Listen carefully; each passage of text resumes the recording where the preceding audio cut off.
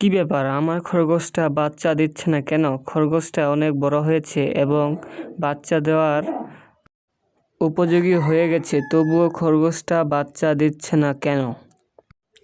আসসালামু আলাইকুম, আমি এমডি রাফিদ ইসলাম আপনাদের সাথে আছি। আপনার খরগোশটা বাচ্চা দেওয়ার উপযোগী হয়ে গেছেও কিন্তু বাচ্চা দিচ্ছে না কেন, সে নিয়ে আলোচনা করা হবে। তো ভিডিওটা সম্পূর্ণ দেখেন, আশা করি আপনার কাজে আসবে। চলো ভিডিওটা শুরু করি। আসলে বেশিরভাগ খরগোশের ক্ষেত্রে এরকম সমস্যাটা হয় না, অথচ দু একটা খরগোশের মধ্যে এরকম সমস্যাটা হয়ে থাকে, যা আপনার খরগোশটার হয়েছে।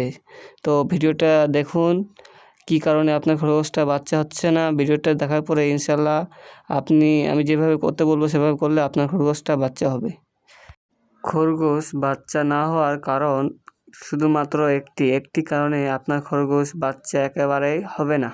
ভিডিওটা শুরু করার আগে একটা কথা বলে নিই, আমার চ্যানেলে যদি আপনারা নতুন হয়ে থাকেন চ্যানেলটিকে সাবস্ক্রাইব করে দেবেন এবং পাশে বেল আইকনটি প্রেস করে দেবেন। তো চলেন ভিডিওটা শুরু করা যাক। সেই 1 নাম্বার কারণটি হচ্ছে খরগোশকে ব্রিডিং করানো। খরগোশ যদি ভালোভাবে ব্রিডিং না হয় আপনার খরগোশের কখনো বাচ্চা হবে না। তো যখন আপনার খরগোশের বয়স 7 থেকে 8 মাস হয়ে যায় তখন খরগোশের ব্রিডিং করানোর সময় হয়ে থাকে। তো ব্রিডিং করানোর জন্য সবসময় অনেকগুলো সতর্কতা অবলম্বন করতে হয়। আমি কয়েকটা অবলম্বনের কথা বলছি, এগুলো করলে আপনার খরগোশ বাচ্চা হবে ইনশাল্লাহ।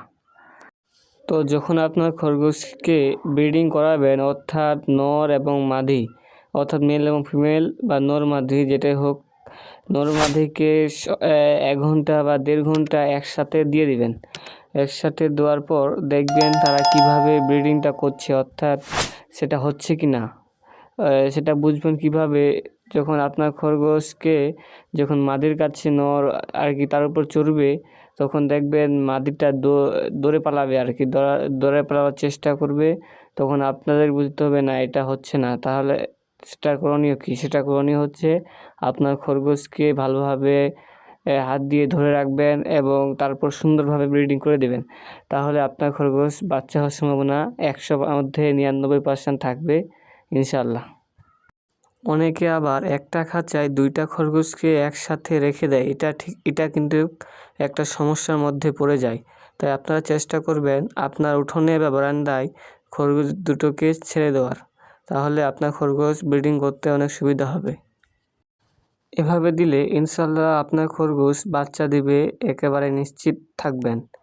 আর যদি এভাবে করার পরও আপনার খরগোশটা বাচ্চা দিচ্ছে না, তাহলে আপনাকে একটা কাজ করতে হবে। সেই কাজটি হচ্ছে আপনার মাদা অর্থাৎ ফিমেলকে বিক্রি করে দিতে হবে, অর্থাৎ তাকে রাখা যাবে না। তাকে রেখে দিলে আপনার খরগোশ বাচ্চা হবে না।